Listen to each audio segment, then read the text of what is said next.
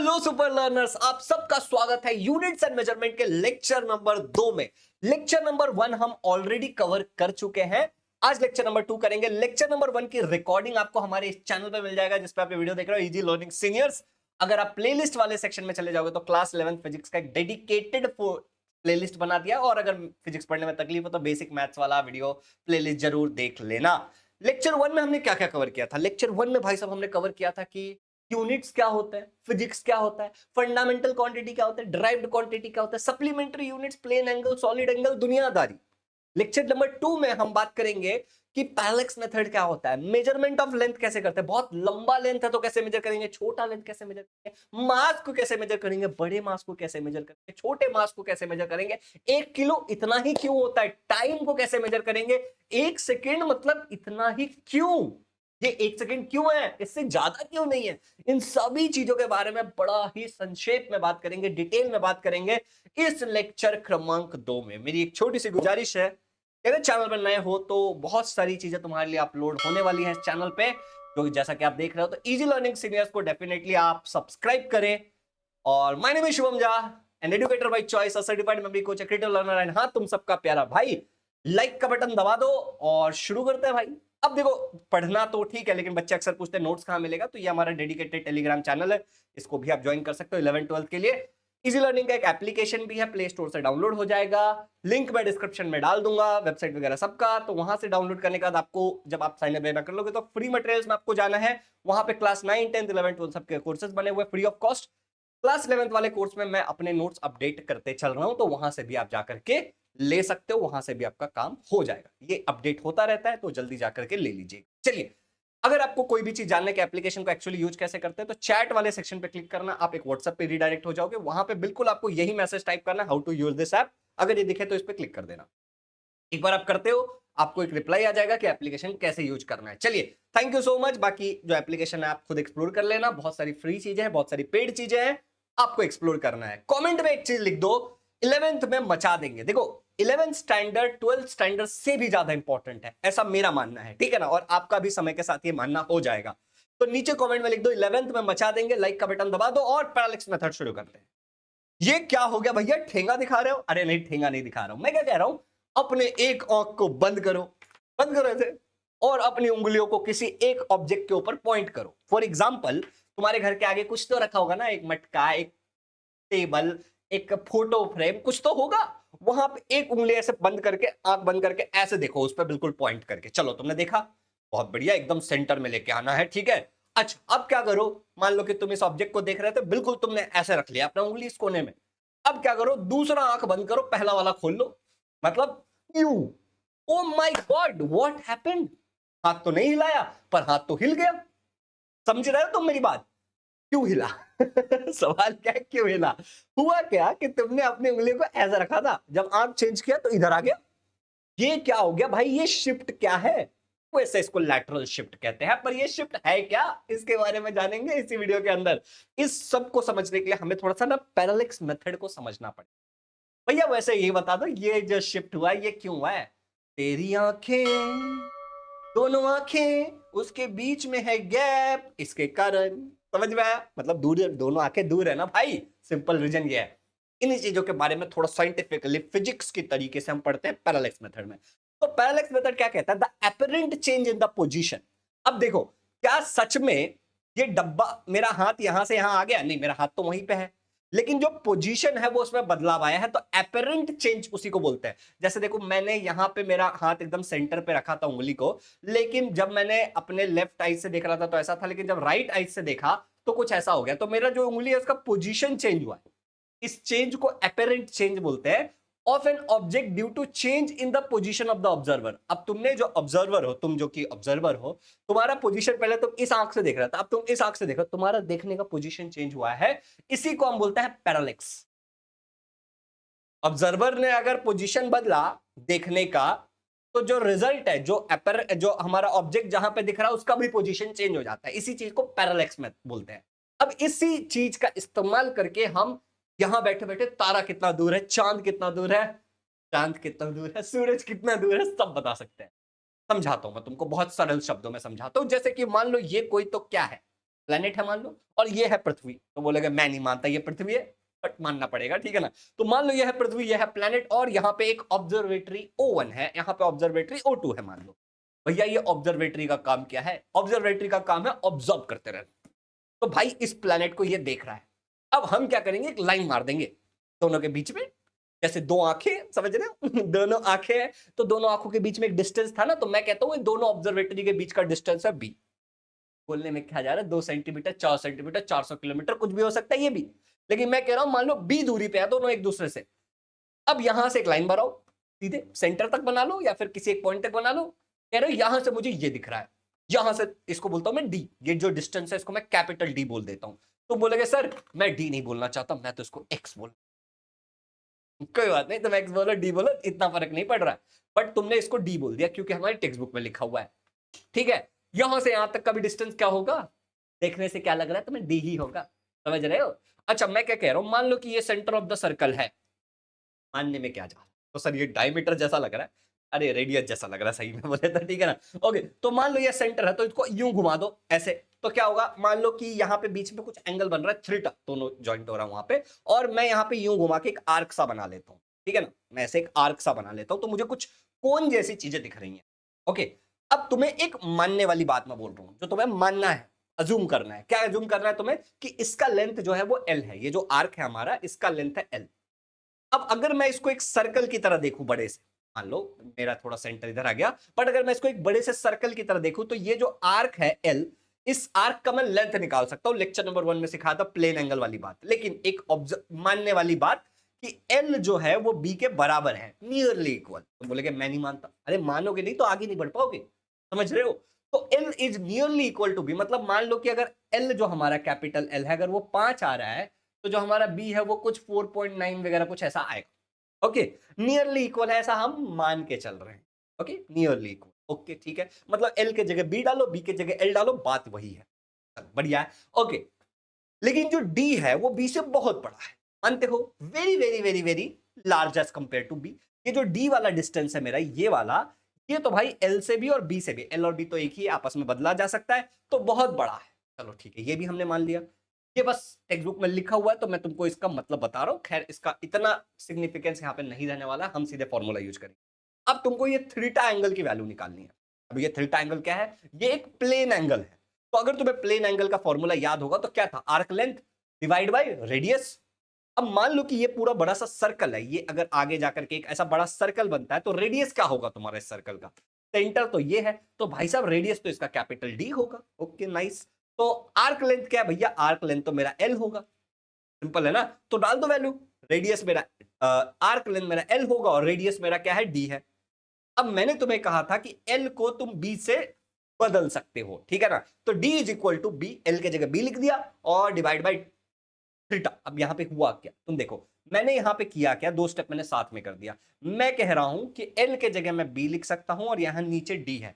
अब मैं तुमसे कह रहा हूं कि ढूंढना क्या था, ढूंढना तो डिस्टेंस था, तो तुमको डी की वैल्यू तो ढूंढनी थी ना एक्चुअली, ये यहां से यहां तक कितनी दूरी पे है, तो डी की वैल्यू क्या आएगी बताओ, सिंपल मैथ्स तुम्हें पता है, डी की वैल्यू आएगी B divide by theta, D इधर गया थीटा इधर आया, चलो तो वही लिख देते हैं, D is equal to B by theta. भाई सब दिख रहा है, क्लियर है।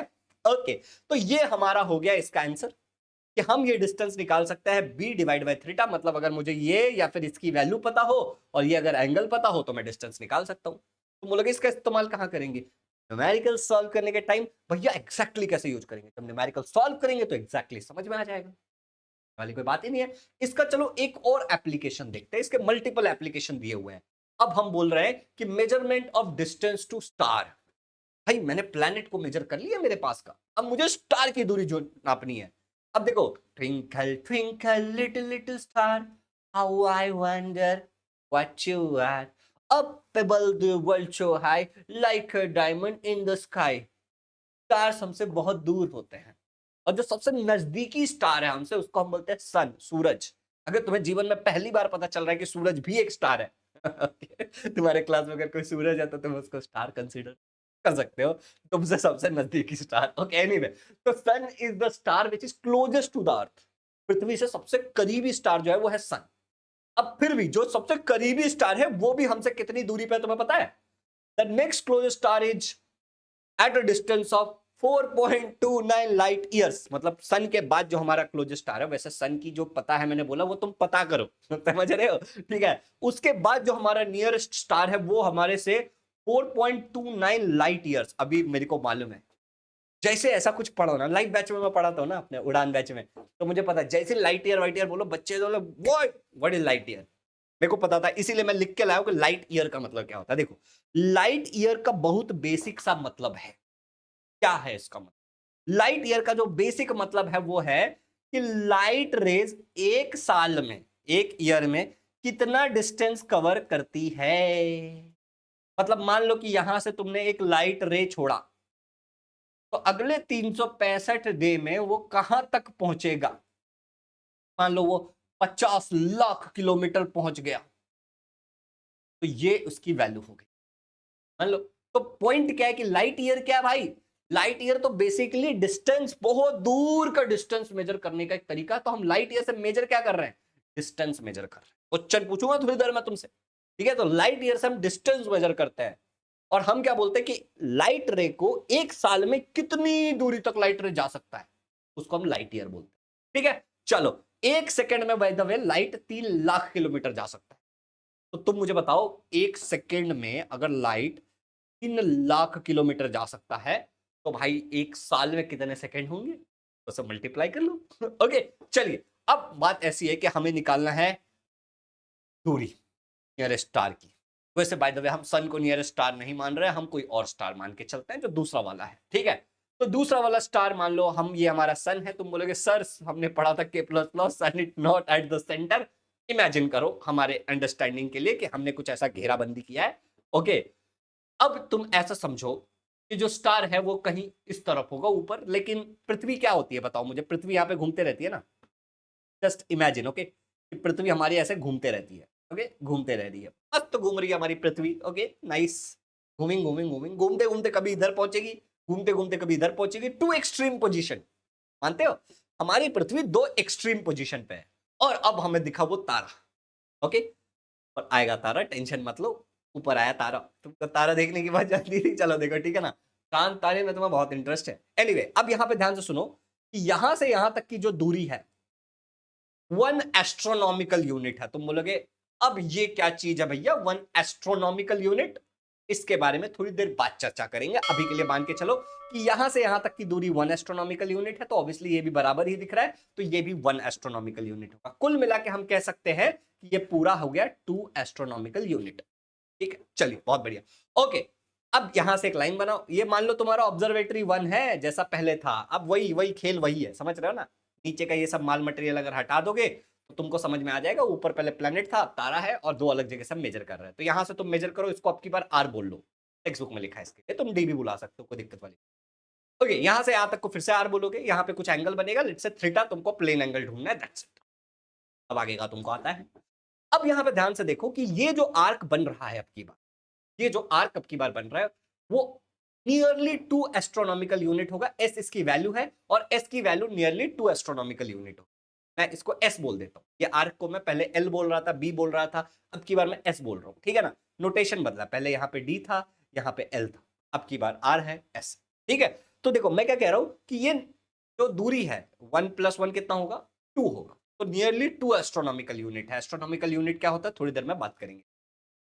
थीटा की अगर वैल्यू तुम्हें निकालनी है, आर्क लेंथ अगर तुम्हें थीटा निकालना है, तो कैसे निकालोगे, arc length divide by radius, तो यह आ जाएगा S divide by R. Simple, arc length है एस और आर तुम्हारा रेडियस है। अब देखो एस की जो वैल्यू है वो क्या है, एस की जो वैल्यू है वो क्या है, 2 AU है ना। बट बाय द वे तुम्हें तो ये डिस्टेंस में इंटरेस्ट है ना, आर में इंटरेस्ट है, तो आर की वैल्यू क्या आ जाएगी, R is equal to S divide by theta. R इधर गया, थीटा नीचे आया, ओके। तो हमें तो डिस्टेंस में इंटरेस्ट था। अब एस की वैल्यू कितनी है, 2 AU, ओके। तो एस के जगह डाल दिया 2 AU डिवाइड बाई थीटा, तो R is equal to 2 AU divide by theta. भाई साहब, कहना नहीं चाहिए, लेकिन बिल्कुल वैसा ही लग रहा है जैसा पढ़ा था, बस थोड़े से वैल्यूज में बदलाव किया। तो यहां तक अगर बहुत अच्छा लग रहा है तो लिखो फिजिक्स इक्वल टू हलवा। देखो ऐसी चीजें जब हम बोलते रहते हैं तो हमारे सबकॉन्शियस माइंड को अच्छा लगता है, और चीजें हार्ड लगनी बंद हो जाती है, समझ रहे हो। चलो आगे बढ़ते हैं फिर, कोई बात नहीं। ओके, नेक्स्ट पॉइंट में हम अब समझेंगे कि formula to measure the diameter of a planet. तुम कह रहे हो भाई साहब डिस्टेंस ही तो मेजर करना है, बड़े बड़े डिस्टेंस मेजर करने हैं पैरालैक्स मेथड का इस्तेमाल करके। इधर बैठे बैठे बोला वो प्लेनेट उतनी दूरी पे है, बैठे बैठे बोला भाई स्टार उतनी दूरी पे है। अब एक बड़ा सा प्लेनेट है, मान लो जुपिटर, एक एग्जांपल के लिए, और तुम यहाँ पे अर्थ पे बैठे हो, कहीं तो बैठे हो, तुम कह रहे हो जुपिटर का डायमीटर कितना होगा बताओ। You can use parallax method. अब देखो हम तो कोई डिटेल में घुस नहीं रहे, हम तो एक जनरल फॉर्मूला बना रहे हैं, वैल्यूज डाल के आंसर निकाला जा सकता है। तो चलो जुपिटर का निकाल, जुपिटर एक एग्जांपल के लिए बोल रहे हो, हम डायमीटर ऑफ अ प्लैनेट निकालेंगे। अब जो सिस्टम हम पहले जो बना रहे थे, हमारा सिस्टम कुछ यूं बन रहा था, तुम समझ रहे हो, यूं बन रहा था, ऐसे ऐसे नहीं बन रहा था, यूं बन रहा था, ठीक है ना, यूं हमारा सिस्टम बन रहा था। ओके, अब की बार थोड़ा उल्टा हो जाएगा, दिखाता हूं मैं तुमको डायमीटर। समझो, देखो मान लो कि ये तुम्हारा एक ऑब्जर्वेटरी है, ओके, एक सिंगल ऑब्जर्वेटरी है, और ऊपर है तुम्हारा बड़ा सा प्लेनेट। इस प्लेनेट का नाम है प्लेनेट, ग्रह, इसका नाम है ग्रह। तो ये इस ऑब्जर्वेटरी से तुम ग्रह को देख रहे हो। अब ग्रह का तुम्हें निकालना है डायमीटर, तो तुम यहां से एक लाइन मारोगे, डायमीटर तुम्हें चाहिए स्मॉल डी, यहां से तुम एक लाइन मारोगे, इसको तुम बोल दो कैपिटल डी। सर मैं इसको कैपिटल डी नहीं, मैं इसको एक्स बुलाना चाहता हूं, बता सकते हो, मुझे कोई दिक्कत नहीं है, ठीक है, ऐसे भी दूरी पे है तुम्हारा। ओके, एनीवे यहां से यहां तक भी डी ही होगा। ये एंगल, अब की बार एंगल देखो, हमने थीटा बार बार बुलाया, अब मैं थीटा नहीं बुलाऊंगा, मैं इसको कुछ और नाम दूंगा, मैं इसको बोलूंगा फाई। ये सिंबल जब फिजिक्स में आया तो तुम समझ जाना, इसको बोलते हैं फाई। ओके, चलिए, तो इसको अब मैं फाई बुलाऊंगा, और अब मुझे निकालना है फाई एंगल। फाई एंगल निकालने के लिए फिर से वही आर्क लेंथ वाला फॉर्मूला यूज करेंगे। अब समझो, इतना तो तुमको समझ आ गया होगा कि यहां पे एक आर्क ऐसे बनेगा, और वो आर्क नियरली डी के बराबर, ठीक है ना। तो अब ये लिख करके हम हमारा समय बर्बाद नहीं करते हैं। Phi is equal to arc length upon radius, मतलब कुल मिला के हम यहां पे भी क्या निकाल रहे हैं, हम यहां पे भी प्लेन एंगल ही निकाल रहे हैं। बहुत बढ़िया, जोरदार तालियां इन द कमेंट्स। ओके, बढ़िया। Arc length divide by radius, ताली नहीं बजाना तुमने, देखो मेहनत कर रहा हूं तुमको फ्री एजुकेशन प्रोवाइड करके, हमारा भी तो फर्ज है यार कि कुछ करो। ओके, तो arc length divide by radius, plane angle ही है, देख रहे हो तीनों एप्लीकेशन में हमने प्लेन एंगल ही इस्तेमाल किया है। अब phi is equal to arc length क्या है, नियरली इक्वल टू डी ही आने वाला है, तो मैं स्मॉल डी लिख देता हूं। रेडियस क्या है, कैपिटल डी है, लिख देता हूं। मुझे किस में इंटरेस्ट था, मुझे तो स्मॉल डी में इंटरेस्ट है, मुझे डायमीटर निकालना है आपकी बार। तो भाई स्मॉल डी की वैल्यू कितनी होगी, फाई मल्टीप्लाई बाई डी, ये इधर डिवाइड में उधर जाएगा तो मल्टीप्लाई हो जाएगा, और ये तुम्हारा आंसर है। चिल मारो। तो सुनो मेरी बात, सारी मेहनत मजदूरी एक तरफ, लार्ज डिस्टेंस वाला टॉपिक हमने कर लिया है 17 मिनट 44 सेकंड में खत्म। कुल मिला के तुमने टेक्स्ट बुक में पढ़ा क्या, तुमने समझा कि पैरालैक्स मेथड मतलब क्या होता है। पैरालैक्स मतलब होता है जब तुम्हारा ऑब्जर्वेशन का जगह चेंज होता है, तो जो अपरेंट चेंज है पोजीशन में वो दिखता है ऑब्जेक्ट, ठीक है। हमने पैरालैक्स का इस्तेमाल करके तीन चीजें की। सबसे पहले तो हमने बोला कि भाई हम यहाँ पे हैं, कोई प्लैनेट हमसे कितनी दूरी पे होगा, तो डिस्टेंस टू अ प्लैनेट हमने मेजर किया। ओके, दूसरा तुमने क्या मेजर किया, तुमने बोला अच्छा ठीक है प्लैनेट ठीक है, स्टार तो हमसे बहुत दूर होता है, चलो स्टार का डिस्टेंस मेजर करते हैं। तो तुम सन के एकदम एक्सट्रीम पोजीशंस पे गए और तुमने मेजर किया, सेम प्लेन एंगल ही ढूंढा। तीसरा तुमने बोला कि भाई ये सब ठीक है, एक प्लैनेट बहुत बड़ा होता है, उसका डायमीटर बहुत बड़ा होगा, लेंथ, बिग लेंथ मेजर करना था, तुमने फिर से भी इस्तेमाल किया, और फिर से तुमने प्लेन एंगल ही इस्तेमाल किया। हर बार बदला क्या है, नोटेशन, ठीक है ना, कभी डी बुला रहे थे, कभी एल बुला रहे थे, कभी बी बुला रहे थे, कभी थीटा बुला रहे थे, कभी पाई बुला रहे थे। है बहुत आसान, अगर तुम थोड़ा सा भी लॉजिकली सोच पाओगे ना, और अगर तुम प्लेन एंगल को समझ गए कि प्लेन एंगल कुछ नहीं होता, ये इन दोनों के बीच का angle, arc length divide by radius, खत्म। बस इतनी सी समझने वाली बात है, अगर तुम्हें ये कॉम्प्लिकेटेड लग रहा है तो। बाय द वे, एक रिकॉर्डेड वीडियो में मैं अपने एक्सपीरियंस से जो मैं बैचेस में पढ़ाता हूं, अजूम करके बता रहा हूं कि तुम्हें ये कॉम्प्लिकेटेड लग रहा होगा, यहां पे तुम अटक रहे होगे, नहीं अटक रहे होगे, हर एक बच्चा अलग प्रकार का होता है। तो मैं एक्सट्रीमली सजेस्ट करता हूं कि तुम लोग हमारे जो भी लेटेस्ट बैच में एडमिशन चालू है, चुप करके एडमिशन ले लो इस नंबर पे कॉल करके, ठीक है, चीजें सुपर इजी हो जाएंगी। ओके, तो तुम जब भी ये वीडियो देख रहे हो तो इस नंबर पे कॉल करके पता कर सकते हो कि 11th का एडमिशन चालू है, उड़ान बैच में या फिर जो भी बैच है, इजी लर्निंग पे एडमिशन ले लो लाइव में, और मेरे जैसे बहुत सारे टीचर तुम्हें सिखाएंगे, सारा पीसीएमबी जो भी है तुम्हारा सब कंप्लीट कर देंगे। चलिए अब आगे बढ़ते हैं। देखो भाई, ऐसा है कि बड़े बड़े डिस्टेंस मेजर करना तो इतना बड़ा काम नहीं है, छोटे छोटे डिस्टेंस को कैसे मेजर करेंगे उस पर थोड़ा सा चर्चा करते हैं। मेजरमेंट ऑफ स्मॉल डिस्टेंस, देखो वर्नियर कैलिपर स्क्रू गॉज जैसे डिवाइसेस होता है जिसका इस्तेमाल करके तुम मेजर कर सकते हो और इसको तुम्हें प्रैक्टिकल में पढ़ाया जाएगा। ऐसे डिवाइसेस होते हैं जैसे मान लो कि मुझे मेजर करना है कि ये पेन का डायमीटर क्या है, इसका डायमीटर क्या है इसका, तो ये सारी चीजें मैं मेजर कर सकता हूँ using vernier caliper and screw gauge. Nice, very nice. Atoms and molecule भैया इससे भी छोटे हो गए, तो एटॉमिक रेडियस कैसे मेजर करेंगे, एटम का साइज मेजर कैसे करेंगे, तो भाई साहब ये इनसे मेजर नहीं हो सकता। तो इसके लिए इलेक्ट्रॉन माइक्रोस्कोप का इस्तेमाल किया जाता है, ठीक है ना, जो कि बहुत छोटी छोटी चीजें जैसे कि एटम्स, आयंस, इन सबको भी मेजर करके बता सकते। इतना ही लिखा है टेक्स्ट बुक में, ज्यादा लोड लेने की जरूरत नहीं है। बैच के बारे में थोड़ा सा जानकारी देना चाहता हूं कि हमारा जो बैच है करंटली 2025-26 के लिए, तुम अगर किसी और साल में ये वीडियो देख रहे हो तो ऑब्वियसली तुम कॉल करके पता कर सकते हो। तो 25-26 के लिए जो बैच है पीसीएम, पीसीबी, पीसीएमबी जो भी है तुम्हारा, हम बोर्ड के लिए भी पढ़ाएंगे, एमएसटी सीटी के लिए भी पढ़ाएंगे, तो तुम्हारा कॉम्पिटेटिव एग्जाम भी हो जाएगा। दैट इज उड़ान 3.0। क्या मिलेगा बैच में एडमिशन लेके, तो मैं थोड़ा स्क्रीन पे से हट गया हूं कि तुम्हें चीजें अच्छे से क्लियरली समझ में आए, ठीक है ना। तो तुमको लाइव क्लासेस मिलेंगे, ये रिकॉर्डेड है, लाइव में अलग ही मजा आता है भाई, हर एक टॉपिक पढ़ाया जाएगा, वो तो तुमको इधर समझ आ ही रहा होगा। पूरा सिलेबस तुम्हारा कंप्लीट कराएंगे, access mobile, PC, tablet, android हो चाहे आईओएस, सब पे तुमको मिल जाएगा, ठीक है ना। रिकॉर्डिंग आपको हर एक क्लास की अवेलेबल मिल जाएगी। चैप्टर वाइज आपका लाइव डाउट क्लियरिंग सेशंस होगा, लाइव रिवीजन आपका एग्जाम से पहले कराया जाएगा, पर्सनल मेंटरशिप आपको दी जाएगी, ठीक है, और टेस्ट सीरीज आपको ऑब्जेक्टिव सब्जेक्टिव दोनों दिया जाएगा। आप समझ रहे हो, मतलब आपका टेस्ट लिया जाएगा ऑब्जेक्टिव सब्जेक्टिव दोनों। इसमें एमएसटी सीटी का भी टेस्ट वगैरह होता है और नॉर्मल टेस्ट भी होता है। टीचर्स अभी मैं फिजिक्स पढ़ा रहा हूँ, पार्थ सर बायोलॉजी पढ़ा रहे हैं, डेफिनेटली आपने पार्थ मोमाया क्लास 11th करके एक चैनल आप चेक करना उनका, ठीक है ना। मारिया मैम आपको केमिस्ट्री पढ़ा रही है, योगेश सोनवने सर आपको मैथ्स पढ़ा रहे हैं, खुशी मैम आपको बायोलॉजी पढ़ाएंगी। तो दीज आर द टीचर्स जो आपको पढ़ाएंगे, बहुत मजा आता है बैच के अंदर। अगर आपको कोई भी प्रश्न है इसके बारे में तो देखो ये नंबर्स पे तुम्हें कॉल करना है, ओके। तो 8527529111 81300111291, इन दोनों में से किसी भी नंबर पे कॉल करके तुम अपने प्रश्न। चलो, फॉर मेजरिंग लार्ज डिस्टेंसेस, अब मान लो तुमको डिस्टेंसेस, अभी हमने क्या बात किया था कि मैं आपको बताऊंगा कि एस्ट्रोनॉमिकल यूनिट क्या होता है, मैं बताया था ना। तो बेसिकली एस्ट्रोनॉमिकल यूनिट, अब देखो यहां पे मैं तुम्हें कन्वर्जन बताता हूं। देखो, a light year is the distance travelled by light in 1 year, ये तो तुम्हें समझ में आ गया लाइट ईयर क्या होता है। The astronomical unit is the mean distance between the centre of the earth and the centre of the सन।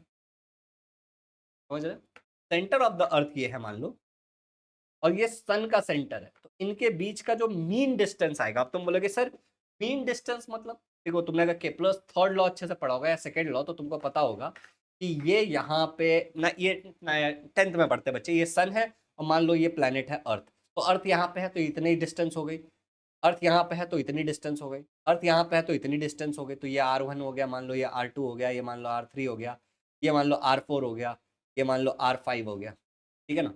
तो ऐसे मल्टीपल डिस्टेंस है तो तुम किसी एक डिस्टेंस को नहीं ले सकते, तो तुम मीन निकालोगे, तो तुम R1 plus R2 plus plus plus up to जो भी R है, तो हमारे यहाँ 5 तक है तो 5 तक डिवाइड बाई 5। तो जब इसका जो फाइनल आंसर आएगा, जो भी इसका आंसर आया मान लो D, तो ये जो डिस्टेंस है ये मीन डिस्टेंस होगा। तो एस्ट्रोनॉमिकल यूनिट का मतलब होता है the mean distance between the centre of the अर्थ, तो यहां से सेंटर से लेके, अर्थ के सेंटर से लेके सन के सेंटर तक का मीन डिस्टेंस, मतलब मल्टीपल, पूरा घूम रहा है ना अर्थ, सन के बाजू एक ऑर्बिट में वो घूम रहा है, तो मल्टीपल टाइम डिस्टेंस बदल रहा है, तो उन सबका एक मीन निकालेंगे, हम एक एवरेज निकालेंगे। मीन इस शब्द का मतलब होता है एवरेज। क्लियर है, चलिए अब कुछ कन्वर्जन सुन लो मेरी बात। एक एस्ट्रोनॉमिकल यूनिट का मतलब होता है 1.496 10 to 8 किलोमीटर। अब ऑब्वियसली तुम मीटर एंड किलोमीटर में न्यूमेरिकल सॉल्व करने वाले हो, तो तुमको ये याद रखना पड़ेगा, और इसी को अगर तुम मीटर में पूछोगे तो 3 बढ़ा दो, 9 10 11, ठीक है ना। नंबर यही है, यहाँ पे 3 बढ़ गया खाली, 1 किलोमीटर में 1000 मीटर होता है, इसलिए 3 जीरो बढ़ गया। ओके, सिमिलरली मीन डिस्टेंस तुम्हें मैंने समझा दिया, एस्ट्रोनॉमिकल यूनिट मैंने तुम्हें समझा दिया। एक लाइट ईयर का मतलब भी तुम्हें पता ही है, लाइट को कितना समय लगता है, और इसका वैल्यू है 9.41461 मल्टीप्लाई बाय 10⁻12 किलोमीटर। अगर यही मीटर में लोगे तो 3 बढ़ा दो तो 15 हो जाएगा, 10⁻15 हो, ठीक है। तो ये दोनों वैल्यूज आपको याद रखने, ये आपको क्वेश्चंस को सॉल्व करने में बहुत ज्यादा मदद करेगा, क्योंकि कन्वर्जन आपको करने पड़ेंगे क्वेश्चन। ओके, अब थोड़ी बहुत छोटी मोटी बातें और सुन लो जो तुम्हारे काम आएगा न्यूमेरिकल सॉल्व करने के टाइम। 1 घंटे का मतलब होता है 60 मिनट, तुम्हें पता है। 1 मिनट का मतलब होता है 60 सेकंड, ये भी तुम्हें पता है। तो 1 घंटे में कितने सेकंड होंगे, तो तुम 60 को 60 से मल्टीप्लाई कर देते हो, हर 1 घंटे में 60 मिनट ठीक है ना, इस तरीके से, या हर एक मिनट में 60 सेकंड, ठीक है ना। तो एक घंटे में 60 मिनट होंगे और हर मिनट में 60 सेकंड्स होंगे, तो 60 इंटू 60 किया हमने, तो हमें 3600 सेकंड मिल गया, 3600 सेकंड्स मिल गए। ये हो गई नॉर्मल जो हमें ऑलरेडी आता है। बट जब हम रेडियन में मेजर करते हैं, अलग अलग तरीके से एंगल्स को मेजर करते हैं, ठीक है ना, तो हम arc second, arc R, arc minute, इस तरीके की चीजें इस्तेमाल करते हैं। तो देखो, एक डिग्री, एक डिग्री में 60 मिनट होता है, बट डिग्री है इसलिए आर्क, और 60 आर्क मिनट को तुम ऐसे दिखाओगे 60 के ऊपर एक छोटा सा सिंबल, ठीक है ना। अच्छा, अब देखो आर्क मिनट हो गया, ठीक है ना। तो एक आर्क मिनट में, ठीक है ना, जैसे एक मिनट है ना, वैसे ही एक आर्क मिनट, ये क्या है, एक 60 आर्क मिनट, इसको आर्क मिनट पढ़ते हैं। तो एक आर्क मिनट में 60 सेकेंड होता है, बट आर्क बोलोगे तो, ठीक है ना, और सेकेंड को तुम ऐसे दिखाओगे 6। तो अगर मैं तुमसे पूछता हूं एक आर्क सेकेंड कितने मिनट, कितने वो होंगे, सॉरी, एक डिग्री में, यहाँ पे देखो एक डिग्री में, जैसे यहाँ पे एक घंटे लिया था, वैसे यहाँ पे अगर हम एक डिग्री की बात करते हैं तो तुम 60 इंटू 60 करोगे और तुम्हारा वैल्यू आ जाएगा आर्क सेकंड में 3600 आर्क सेकंड। कॉम्प्लिकेटेड नहीं है, इजी है, बस ये याद रखो, यहाँ पे तुम्हारा अलग हिसाब है, यहाँ पे तुम बोलोगे एक डिग्री, एक मिनट, ओके, और यहाँ पे तुम एक डिग्री, ये वैल्यू निकालो। तो यहाँ पे तुम डिग्री है तो तुम्हारा क्या होगा 60 आर्क मिनट, ओके। ये एक आर्क मिनट है, ये पढ़ने आना चाहिए, तो यहाँ पे हो जाएगा 60 आर्क सेकेंड, यहाँ पे हो जाएगा 3600 सेकेंड की जगह आर्क सेकेंड। क्लियर हो गया। चलो आगे बढ़ते हैं, ये सारी चीजें तुम्हें क्वेश्चन सॉल्व करने के काम आएगी। एक्सरसाइज के कुछ क्वेश्चन मैं तुम्हें बता देता हूं जो तुम्हें करने हैं। Choose the correct option, light year is a unit of, बताया था मैंने। Which of the following is not a fundamental unit, पहले वाले लेक्चर से हो जाएगा तुम्हारा। आंसर द फॉलोइंग क्वेश्चन में ए वाला तुम अब ये 1 वाला कर सकते हो, सेकंड का 1 कर सकते हो। सॉल्व द न्यूमेरिकल में तुम ये 13th वाला ट्राई कर सकते हो, तुम ये कर पाओगे, ओके। बार बार मैं जुपिटर जुपिटर बोल रहा था, तुम कर लेना जुपिटर वाला ही question. And I really hope कि यहां तक चीजें तुम्हें एकदम क्रिस्टल क्लियर समझ में आई है। ओके, आगे बढ़ते हैं और थोड़ा नया कुछ सीखते हैं। अब हमें सीखना है मेजरमेंट ऑफ मास, ठीक है ना। तो देखो 1989 तक की कहानी ऐसी है कि 1 kg क्या हो, अगर तुमसे कोई पूछता है कि भाई what is mean by 1 kg, तो तुम क्या करते थे, 1 kg का एक स्टैंडर्ड डेफिनेशन था कि a mass of shiny piece of platinum iridium alloy kept in a special glass case, sorry, ठीक है ना। तो एक जगह है मान लो कहीं पे, जहां पे एक ग्लास केस के अंदर, ग्लास के ऐसे इसमें से बाहर ना निकले, केस मतलब होता है जैसा अटैची वगैरह टाइप वाली चीज है, उसके अंदर एक बेसिकली एक एलॉय रखा हुआ है। और वो एलॉय किस चीज का, अगर मैं स्क्रीन पे से हट जाता हूं तो तुम्हें दिखेगा प्लेटिनियम इरिडियम, ओके। तो ये ग्लास के अंदर कितना प्लेटिनियम इरिडियम रखा हुआ है, वो 1 kg के बराबर है। तो जब भी कभी दुनिया में सारे, तुम ऐसे इमेजिन कर सकते हो कि दुनिया के सारे 1 kg को कहीं किसी ने छुपा दिया, हाईजैक कर लिया, छुपा दिया, चोरी कर ली, जला दिया, कुछ तो कर दिया, मेल्ट कर दिया। अब तुम्हें फिर से 1 kg का एक वेट बनाना है, तो तुम बिल्कुल इसके बराबरी का वेट बनाओगे इसके लिए, समझ रहे हो। तो ये हो गया 1 kg का मतलब, ये 1989 से चालू हुआ था सिंस, ओके। अब देखो, the definition of mass was modified on 20 May 2019, इसको मॉडिफाई किया गया as per your textbook, okay. कैसे मॉडिफाई किया गया, क्यों मॉडिफाई किया गया, ध्यान से देख लो। Platinum iridium piece is seen to pick up micro particles of dust. तो ये जो प्लेटिनियम इरिडियम पीस जो यहां पे रखा था, वो छोटे छोटे डस्ट के पार्टिकल्स पिक करता था, जिससे क्या होता था कि उसका मास बदल रहा था, समझ रहे हो, केस में रखा है फिर भी। अब इसके कारण एक new measure of kilogram is defined in terms of magnitude of current. तो अब की बार जो नया डेफिनेशन बनाया गया कि 1 किलो मतलब कितना, उसको मैग्नीट्यूड ऑफ इलेक्ट्रिक करंट के टर्म्स में बताया गया। मतलब 1 किलो मतलब इतना current, X Y Z ampere, इतना करंट। अब करंट तो डस्ट पार्टिकल नहीं लेगा ना, पर करंट से कैसे मेजर करेंगे, तो इसका सिंपल सा तरीका है, देखो ध्यान से। The kilogram mass can be described in terms of the amount of current which has to be passed through a electromagnet so that it can pull one side of an extremely sensitive balance to balance the other side which holds 1 standard kg mass। का मतलब क्या है, एक electromagnet करके concept होता है। Electromagnet का मतलब क्या होता है कि जैसे मान लो कि ये एक चीज है और इसके अंदर अगर मैं इलेक्ट्रिसिटी पास कर रहा हूं, ओके, तो अब ये मैग्नेट की तरह बिहेव करेगा। तुमने 10th में पढ़ा होगा ये चीज। अब अगर ये मैग्नेट की तरफ बिहेव कर रहा है तो ये अगर कोई भी मेटालिक चीज है तो इसको ये चिपका सकता है अपने ऊपर। समझ गया? मान लो ये आयरन है तो इसको चिपका लेगा। अब मान लो कि ये 1 kg है, तो मुझे कितना करंट इसमें से पास करना पड़ रहा है जिससे मैं इसको पकड़ के रख सकूं? तो 1 किलो मतलब इतना करंट। समझे? मुझे इसमें से कितना करंट पास करना पड़ रहा है, सिंपल है। तो अब ये एक्सट्रीमली सेंसिटिव बैलेंस लिया गया, इसमें एक तरफ 1 kg रखा गया और दूसरे तरफ करंट पास करके देखा गया, तो बोला गया XYZ एम्पियर इतना करंट हमने पास किया, तो एग्जैक्टली इतना 1 kg मतलब इतना एम्पियर करंट। चलिए यहां पे हमें समझ आ गया कि 1 kg का क्या सीन था। अब ध्यान से देखना, अब बहुत ध्यान से समझना चीजों को। अब एटम्स मॉलिक्यूल केजी जो है, ठीक है ना, वो उसको कन्वेंटली डिस्क्राइब नहीं कर सकता, क्योंकि एटम और मॉलिक्यूल्स का जो वजन होता है वो बहुत कम होता है। तुमने 9th स्टैंडर्ड में एक चैप्टर पढ़ा होगा, पहले भी पढ़ा होगा, 9th में, तुम्हें अभी लेटेस्ट इसलिए बता रहा हूं मैं, measurement of matter from Maharashtra board. अगर तुम किसी और जगह से हो तो तुमने एटम्स एंड मॉलिक्यूल्स और अलग अलग चैप्टर्स पढ़े होंगे। Measurement of matter, mass, CBSE के थोड़े चैप्टर्स अलग है, ठीक है ना, ठीक है ना, matter around us, matter in our surrounding, ऐसे चैप्टर्स है। मेजरमेंट ऑफ मैटर, और इसके अंदर 100% तुमने कॉन्सेप्ट पढ़ा होगा एटॉमिक मास यूनिट के बारे में, ठीक है ना। तो एटम्स एंड मॉलिक्यूल्स के वजन को मेजर करने के लिए हम एटॉमिक मास यूनिट का इस्तेमाल करते हैं। अब एटॉमिक मास यूनिट को लेकर के हमेशा विवाद रहा है कि लोग इसको समझ नहीं पाते। होता क्या है कि पढ़ाने वाले इस तरीके से लिख देते हैं कि भाई 1/12 mass of an unexcited atom of carbon 12 is called as atomic mass unit. अब हमें तो जी कुछ नहीं समझ आ रहा है यहाँ पे।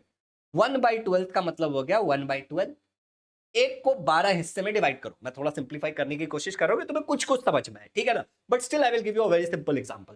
तो 1/12 मतलब एक को 12 हिस्से में डिवाइड करो, ठीक है ना, किसका? कार्बन का। समझ रहे हो? एक कार्बन को 12 हिस्से में डिवाइड करो, तो जो एक हिस्सा बच रहा है उस एक हिस्से को एएमयू बोलता है, एटॉमिक मास यूनिट। नहीं समझा? एक सिंपल एग्जांपल लेते हैं। तुम्हारे पास ये कार्बन है, मान लो ये है पिज्जा, ये पिज्जा है एक पूरा कार्बन। अच्छा, कार्बन 12 का मतलब क्या होता है? वैसा कार्बन जिसका एटॉमिक मास 12 है। हम यहाँ पे मास मेजर करने की बात कर रहे हैं ना, तो एटॉमिक मास 12 है। इस कार्बन के 12 हिस्से करो, ओके, तो ये जो एक हिस्सा है ये एक एटम के मास के बराबर होगा। समझ रहे हो? एक हिस्सा एक एटम के मास के बराबर होगा। समझना आसान है, मैं समझाता हूं। मान लो हीलियम है तुम्हारे पास, ओके, और हीलियम का जो मास है वो है 3, तो ऐसे तुम्हें 3 हिस्से रखने पड़ेंगे। तो अगर तुमने 3 हिस्से रखे और वो बराबर हो गया, कार्बन के जो 12 हिस्से बनाए थे तो 3 हिस्से तुमने रखे, तो तुमको पता चला कि ये एक है, ये एक है, ये एक है, ये एक है, मान लो ये 4 हो गए एग्जाम्पल के लिए, ठीक है ना। तो तुमको पता चला कि भाई ये 4 जो है, ठीक है ना, ये 4 क्या है? इसका मास है, एटॉमिक मास। थोड़े बहुत और एग्जांपल लेंगे ना तो चीजें और ज्यादा क्रिस्टल क्लियर हो जाएंगी। जैसे तुमको कुछ चीजें पता है तो उन एग्जांपल्स को लेकर के मैं तुम्हें ये कॉन्सेप्ट थोड़ा और क्लियर करता हूं। तो यहां पे ध्यान से देखो, एक ब्लैंक पेज ले लिया मैंने और मैं तुम्हें कहता हूं कि कार्बन के तुम्हारे पास 12 हिस्से हैं मान लो, तो ये एक छोटा सा हिस्सा है मान लो, और इसका मतलब है 1 AMU, 1 atomic mass unit, okay, इस एक हिस्से का मतलब है। अब मान लो तुम्हारे पास ये है, क्या कहते हैं, मान लो तुम्हारे पास है कुछ सिंपल सा लेते हैं, ऑक्सीजन ले लेते हैं, ठीक है ना, वो XYG। अब ऑक्सीजन का एटॉमिक मास है 16, ओके, ये तुम्हें ऑलरेडी पता है।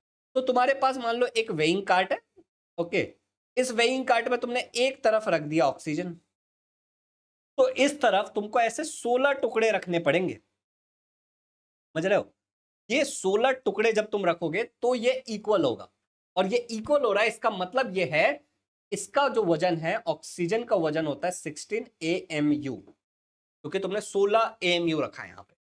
अब मान लो कि किसी चीज का तुमने सोडियम है, तो सोडियम के लिए तुम्हें 11 AMU रखने पड़ेंगे। समझ रहे हो? मतलब ऐसे 11 टुकड़े आएंगे, तो इसका 11 जो है एटॉमिक वो नहीं है, 23 टुकड़े आएंगे। समझ रहे हो? 23 टुकड़े आएंगे।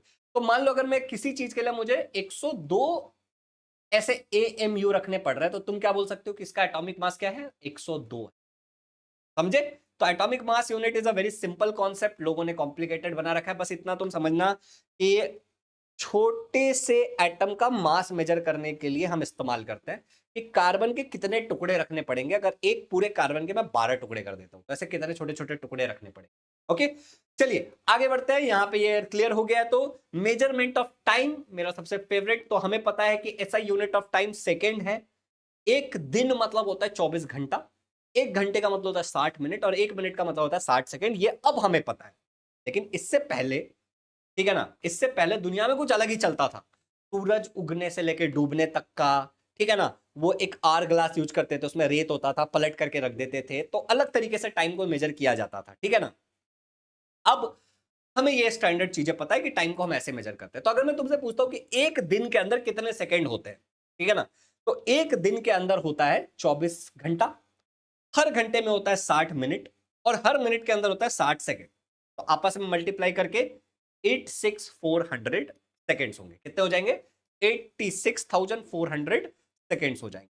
तो अगर एक दिन के अंदर 86,400 सेकेंड्स है तो 365 दिन के अंदर कितने होंगे, तुम निकाल लो। तो ये आ गया तुमको आंसर, और इसको तुम मल्टीप्लाई कर लेना 3 × 10⁸ से, तो तुमको पता चलेगा लाइट एक साल में कितनी दूरी ट्रेवल कर सकती है। ओके, एनीवे, अब ध्यान से समझना मेरी बात को।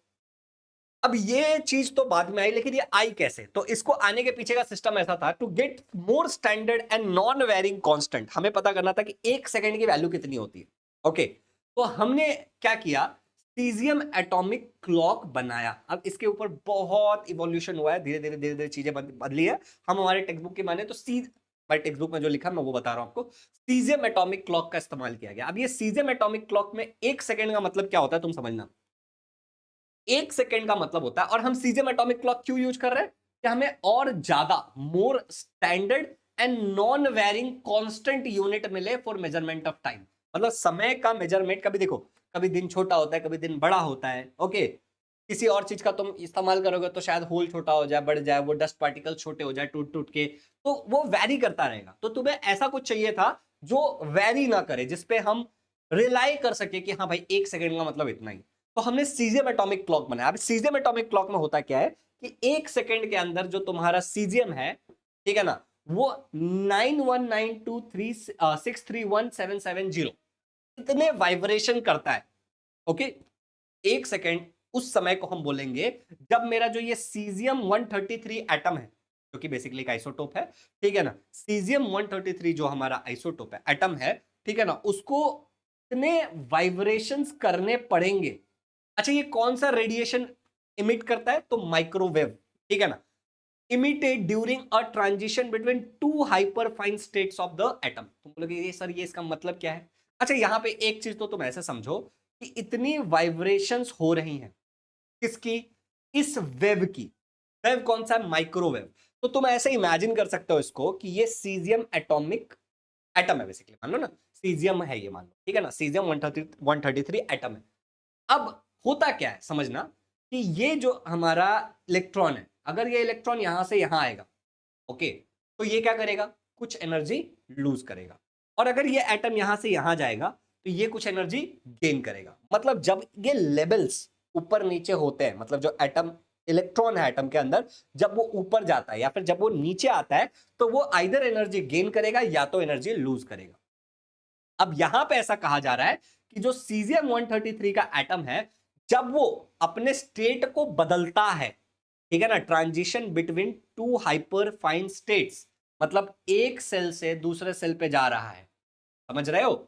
जब वो ऐसा कर रहा है कि ये यहां से यहां जा रहा है या फिर यहां से यहां आ रहा है, जब ये ऐसा कर रहा है, ठीक है ना, तो जो यहां से जो रेडिएशंस निकल रहे हैं, उस रेडिएशन की जो फ्रीक्वेंसी है, वाइब्रेशन मतलब यहां पे फ्रीक्वेंसी है, उस रेडिएशन की जो फ्रीक्वेंसी है वो इतनी बड़ी होगी, 9192631770। समझ रहे हो?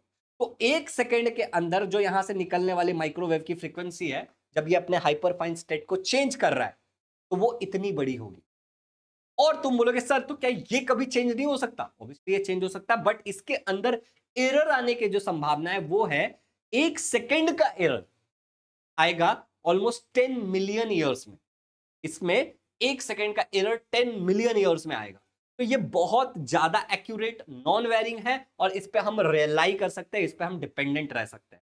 तो 1 सेकेंड मतलब इतना सारा वाइब्रेशन जब स्टेट चेंज हो रहा है सीजियम 133 एटम के अंदर। समझ में आया?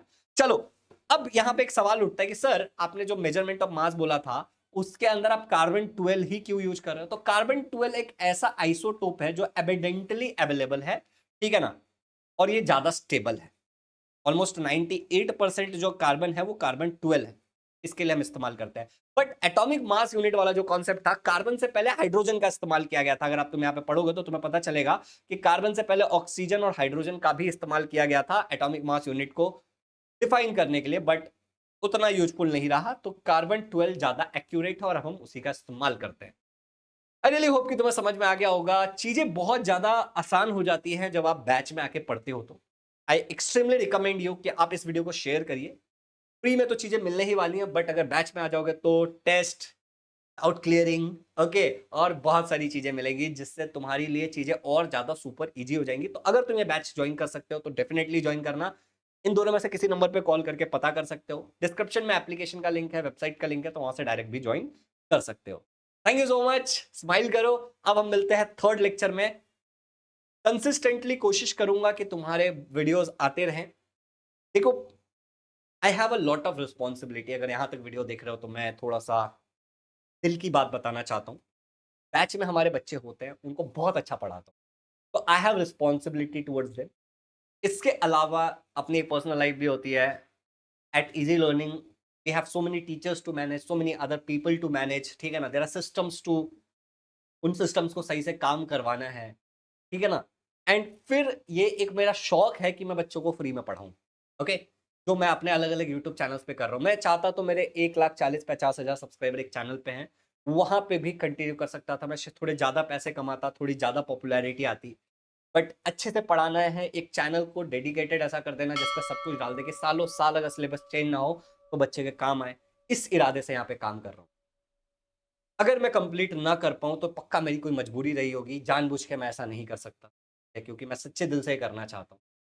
बट अगर मैं नहीं कर पाता हूँ तो जो बच्चे इस पे डिपेंड करेंगे उनका नुकसान। और इसीलिए हमारे बैचेस होते हैं, कहीं पे भी बैचेस होते हैं, क्योंकि वहाँ पे आप पैसा पे करते हो और सामने वाले की रिस्पॉन्सिबिलिटी हो जाती है आपका syllabus complete. Thank you so much for trusting me. I will give my best. पूरी तरीके से कोशिश करूंगा कि पूरा फिजिक्स कवर कर लो इस चैनल के ऊपर, ठीक है ना। बाकी किस्मत और जो सिचुएशन है उसके ऊपर डिपेंड कर। तो आप प्लीज़ इस चैनल को सब्सक्राइब कर लो, बेल आइकन को दबा लेना कि आपको टाइम पे नोटिफिकेशन, एप्लीकेशन को डाउनलोड कर लो क्योंकि अपडेट्स आपको रहेंगे। Thank you so much, have a good day. मिलते हैं नेक्स्ट वीडियो के